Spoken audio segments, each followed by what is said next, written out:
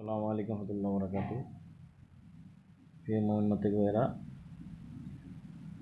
আজকে বিষয়টা হচ্ছে দেখতে পাচ্ছেন আপনারা সূরা কাফের 1 থেকে 10 নম্বর আয়াত। সূরা কাফের 1 থেকে 10 নম্বর আয়াতটি মুখস্থ করে নেবেন। যদি দেখেন আপনার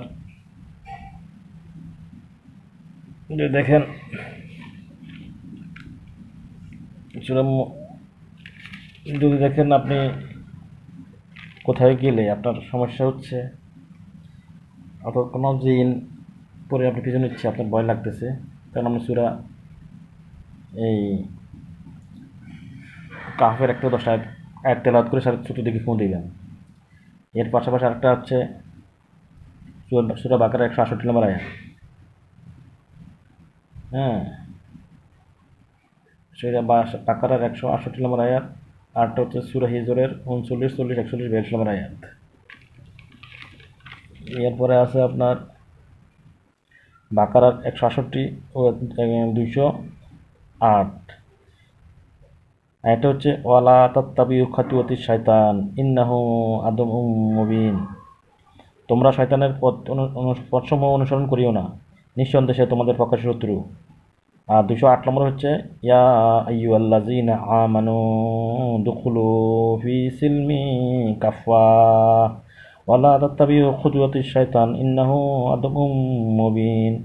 হে ইমানদারগণ, তোমরা পরিপূর্ণভাবে ইসলামে প্রবেশ করো এবং শয়তানের পথসমূহ অনুসরণ করিও না, নিশ্চয়ই সে তোমাদের প্রকাশ্য শত্রু।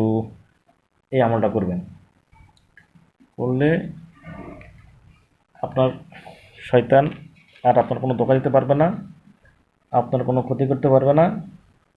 হ্যাঁ, যদি পারেন এর পাশাপাশি বাকারা 34 নম্বর আয়াত এবং সূরা সওয়াদের 72 নম্বর আয়াত এবং 77 নম্বর আয়াত। এরপর আরাফের আছে 200 নম্বর আয়াত। হ্যাঁ, তারপরে সূরা মুমিনুনের 97 ও 98 নম্বর আয়াত। এগুলা এবং সূরা আরাফের 200 নম্বর ও 201 নম্বর আয়াত, এগুলো পাঠ করবেন, এগুলো মুখস্থ রাখবেন। তাহলে শয়তান আপনার যেখানে যান আপনি এগুলো পাঠ করে মুখস্থ তেলাওয়াত করবেন। আপনি কৃষিকাজ করতেছেন, ধান কাটতেছেন, মাটি কাটতেছেন, যে কোনো জায়গায় যাচ্ছেন বা একলা গেছেন কোনো জায়গায় রোডে ঘাটে মাঠে, হ্যাঁ, শয়তান আপনার পিছু নিচ্ছে, কারণ আপনি এই আয়াতগুলো তেলাওয়াত করবেন, করলে শয়তান আর আপনার কিছু করতে পারবে না। শয়তান অনেক দূরে চলে যেতে বাধ্য হবে। সবচেয়ে বেটার হবে আপনার এই যে এই সূরা কাহাফের 1 থেকে 10 নম্বর আয়াত, এগুলো আপনার পাঠ করবেন। পাঠ করলে সবচেয়ে উত্তম, মানে অন্যগুলো যদি নাও পারেন তো সূরা কাহাফের 1 থেকে 10 নম্বর আয়াতটা মুখস্থ রাখবেন।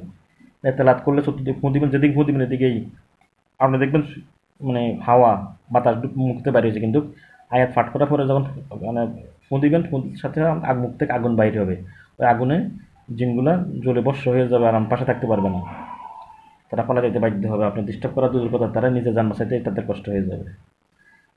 ইনশাআল্লাহ সূরা কাহাফের 1 থেকে 10 নম্বর আয়াতটা বিশেষ করে আর কি, অন্যগুলো যদি নাও পারেন এই বিশেষ এই কাহাফের 1 থেকে 10 নম্বর আয়াতটা মুখস্থ রাখবেন। যে কোনো জায়গায় যাবেন, মনে করেন আপনার একটু সমস্যা করতেছে, হ্যাঁ, আপনার সব নেগেটিভ হচ্ছে, মানুষের সম্পর্ক নেগেটিভ হচ্ছে, তখন এটা পাঠ করে পৌঁছান, ইনশাল্লাহ সব পজিটিভ হয়ে যাবে আল্লাহর কুদরতি শক্তি মাধ্যমে।